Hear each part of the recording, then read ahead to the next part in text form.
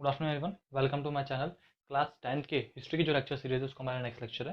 Previous lectures के अंदर हमने जो क्लास 10th का हिस्ट्री का जो फर्स्ट चैप्टर है वो हम स्टार्ट कर चुके हैं, the rise of nationalism in Europe. तो बेसिकली हमने राइज ऑफ नेशनलिज्म यूरोप के अंदर फ्रांस के बारे में पढ़ चुके हैं कि फ्रांस एक इंपॉर्टेंट कंट्री है यूरोप का। तो सबसे पहला जो नेशनलिज्म स्टार्ट हुआ वो फ्रांस में स्टार्ट हुआ। फ्रांस में जो नेशनलिज्म स्टार्ट हुआ उसके बाद क्या हुआ, किस तरह से वो स्प्रेड आउट किया, जैकोबिन क्लब का फॉर्मेशन हुआ, नेशनल असेंबली बनी, डेमोक्रेसी आई, ट्राई कलर फ्लैग बना, और बेसिकली और भी बहुत सारे चेंजेस आए जो वो नेशनलिज्म के इम्पैक्ट के कारण पॉसिबल हुआ। उसके बाद हमने देखा था नेशनल असेंबली के बारे में हम पढ़ चुके थे, जैकोबिन क्लब के बारे में हम पढ़ चुके थे, एक डायरेक्टरी रूल के बारे में हम पढ़ चुके थे कि पीपल्स का ग्रुप होता है जो रूल करता है। और उसके बाद हमने स्टार्ट किया था नेपोलियन रूल। तो नेपोलियन रूल भी हमने स्टार्ट कर चुके थे कि नेपोलियन किस तरह से नेपोलियन का राइज हुआ था। और बेसिकली नेपोलियन ने एक कोड दिया था, सिविल कोड, जिससे क्या होता है पूरे फ्रांस के अंदर नेपोलियन कोड को माना जाता था। तो नेपोलियन कोड के हमने कुछ पाँच पॉइंट्स थे जो नेपोलियन कोड में स्पेशली दिए गए थे, जिनको सबको फॉलो करना पड़ता था। तो हम नेपोलियन रूल पे आ चुके थे। अगर आपने प्रीवियस लेक्चर्स नहीं देखे तो आप पहले प्रीवियस लेक्चर जाके देख सकते हैं, वहाँ से आपको नेपोलियन रूल के बारे में आइडिया लग जाएगा। तो हम नेपोलियन रूल में आगे चलते हैं। तो नेपोलियन रूल का अगर हम बात करें तो नेपोलियन रूल हम पढ़ चुके हैं किस तरह से नेपोलियन आया था और किस तरह से नेपोलियन ने अपना एक सिविल कोड दिया था जो वहाँ उस कंट्री में गोइंग ऑन था। तो 1804 के अंदर नेपोलियन आ चुका था और 1804 से नेपोलियन रूल कर रहा था। अब हम बात करते हैं कि जैसे नेपोलियन आया, नेपोलियन ने सिविल कोड भी दे दिया और डेमोक्रेसी को कंप्लीट हटा दिया, डेमोक्रेसी को कंप्लीट हटा दिया और खुद रूलर बन गया, एक तरीके से मोनार्की सिस्टम हो गया। तो उस टाइम पीरियड पे जब नेपोलियन आया और जो सिविल कोड उसने लॉन्च किया, उस सिविल कोड के बेसिस पे जो कंट्री है, तो कंट्री जो फ्रांस थी, एग्जाम्पल पे, एग्जाम्पल नहीं मतलब फ्रांस, फ्रांस में यूरोप का जो यूरोप एक कॉन्टिनेंट है, तो कॉन्टिनेंट के अंदर फ्रांस जो कंट्री है, फ्रांस में क्या प्रोसेस था, मतलब किस तरह से फ्रांस के लोग क्या डेवलपमेंट हुआ फ्रांस के अंदर, तो उसके ऊपर हम बात करेंगे।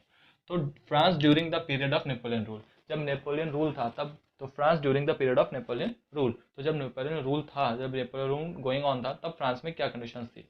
तो trade, transport and communication development took place during this period.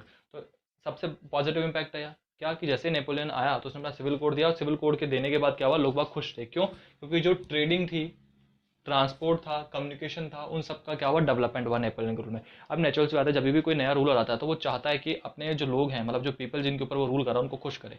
तो उसको खुश करने के लिए क्या करता है, वो नई नई चीज़ें इंप्लीमेंट करता है। तो नेपोलियन के टाइम पे क्या हुआ, नेपोलियन ने अपने टाइम पीरियड पे क्या करा, उसने ट्रेडिंग को बढ़ाया, डेवलप किया, ट्रांसपोर्ट को डेवलप किया, कम्युनिकेशन को डेवलप किया अपने टाइम पीरियड पे। तो उसके टाइम पीरियड पे क्या हुआ, ट्रेडिंग स्टार्ट हुई, ट्रेडिंग मतलब इम्पोर्ट एक्सपोर्ट, ठीक है, वो अच्छा हुआ। ट्रांसपोर्टेशन सिस्टम, मतलब ट्रांसपोर्टेशन सिस्टम अच्छे हुए, उसने बहुत सारे व्हीकल्स वगैरह चलवाए, ठीक है, जो प्लेस टू प्लेस आके लोगों को क्या हो, आने जाने में प्रॉब्लम ना हो। तो ट्रांसपोर्टेशन अच्छा था। कम्युनिकेशंस के लिए उसने बहुत सारी चीज़ें अपने ऑफिशियल डिपार्टमेंट्स में और लोगों के बीच में कम्युनिकेशन स्किल्स को मेंटेन करने के लिए एक ट्रांसपेरेंसी क्रिएट करी, ठीक है, ताकि गवर्नमेंट से क्या कर सकें, इजीली क्वेश्चन कर सकें कि क्या प्रोसेस है, क्या प्रोसेस नहीं है। तो ये जो डेवलपमेंट था, ये इस तरह के डेवलपमेंट क्या हुए, नेपोलियन के रूल पे पॉसिबल हुए। तो नेपोलियन का रूल एक तरीके से क्या था, सक्सेसफुल था फ्रांस के अंदर due to trading, transport, communication development. तो ये डेवलपमेंट उसने नेपोलियन ने अपने रूल में फ्रांस के अंदर किए। नेक्स्ट हम बात करते हैं France army concrete some, concrete का मतलब क्या होता है, capture, capture, concrete some of the foreign lands to maintain the economic balance. अब नेचुरल सी बात है, जब कोई भी कंट्री में कोई रूल करता है, जब उसका इकोनॉमिक बैलेंस नहीं होता, इकोनॉमिक इनबैलेंस होता है, तो हमने देखा था कि फ्रांस में प्रीवियस लेक्चर में हमने पढ़ा था क्या, कि फ्रांस के अंदर जो था वो बेसिकली वहाँ पर इकोनॉमिक अच्छी नहीं थी, इकोनॉमी अच्छी नहीं थी उन लोगों की, क्योंकि वो बहुत सारे वॉर्स लड़ चुके थे, तो उनका ट्रेजर क्या था, बिल्कुल एम्प्टी था। तो जब नेपोलियन आया तब उसने क्या हुआ, इन चीज़ों को डेवलप किया। अब नेचुरल सी बात है, अगर आप किसी चीज़ को डेवलप करो तो आपको करेंसी की रिक्वायरमेंट है। तो पहले के टाइम पे लोन वगैरह तो लेते थे दूसरे कंट्री के अंदर, लेकिन नेपोलियन इस चीज़ से कुछ नहीं था। क्यों? क्योंकि ये मोनार्क था, ठीक है, डेमोक्रेसी कंट्री तो था ही नहीं, कि मोनार्क था, ठीक है, मतलब ये रूल कर रहा था, एक तरीके से जबरदस्ती रूल कर रहा था। तो इसने क्या करा, अपने आसपास के जो कंट्रीज हैं उस पर क्या करा, अटैक करके उनको कॉन्कर, उनको कैप्चर करने का कोशिश करी, ठीक है, और इसने बहुत सारे एरियाज को कैप्चर भी कर लिया, ताकि क्या कर सके, ये अपने इकोनॉमी बैलेंस को बना सके, ठीक है। तो क्या करता है ये, इसने क्या करा स्टार्ट करने के लिए कि अपने कंट्री की, फ्रांस की इकोनॉमी बैलेंस को, इकोनॉमी को बढ़ाने के लिए, इकोनॉमी को इंक्रीज करने के लिए क्या करना स्टार्ट किया, कॉन्क्रीट, कॉन्क्रीट का मतलब कैप्चर, जो फॉरेन लैंड से, फॉरेन लैंड्स का मतलब इसकी कंट्री के बाहर जो लैंड थे उनको ये कैप्चर करना स्टार्ट कर दिया। फ्रांस की बाउंड्री के चारों तरफ जो भी लैंड थे, तो ये उस तरफ जाता, उनको कैप्चर कर लेता, वहाँ की इकोनॉमी, वहाँ के लोगों से लूट ले रहा था, ठीक है, इस तरह से वहाँ के लोगों को जबरदस्ती काम करता था, तो वहाँ की इकोनॉमी क्या करता था, अपने यहाँ फ्रांस के अंदर ले आता था। तो इस तरह से कैप्चर करता था। जैसे कि हमारे भी इंडिया में देखा जाए तो पहले के राजा महाराजा क्या करते थे, किंग्स क्या करते थे, दूसरे टेरिटरी पर अटैक करके वहाँ के ट्रेजर को लूट आते थे। तो सेम ये ऐसा करता था, अपनी इकोनॉमी को बैलेंस करने के लिए करता था, जो फॉरेन लैंड से, मतलब इसकी कंट्री के बाहर जो लैंड से, उनको कैप्चर करता था, और ताकि वहाँ पे ये वर्क कर सकें।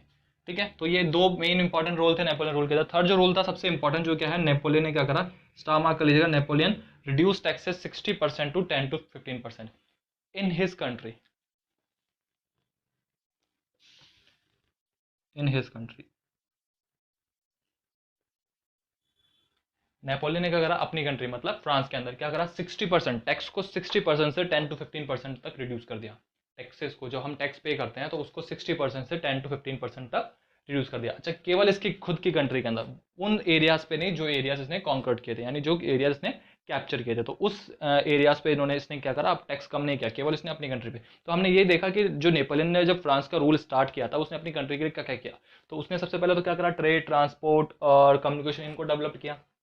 नेक्स्ट जो उसने काम क्या करा, अपनी इकोनॉमी, अपनी कंट्री की इकोनॉमी को बढ़ाने के लिए, बैलेंस करने के लिए करा, जो फॉरेन लैंड्स थे, मतलब उसकी कंट्री के आसपास के जो लैंड्स है उनको कैप्चर करना स्टार्ट कर दिया। ठीक है, और थर्ड क्या करा, इसने अपनी कंट्री के अंदर जो टैक्स था वो 60% से 10 to 15% कर दिया, ताकि क्या कर सके, जो पीपल हैं, जो पीपल उसके अंडर रह रहे हैं, जो अंडर उसके रूल के अंडर रह रहे हैं, वो इससे क्या हो, खुश हो।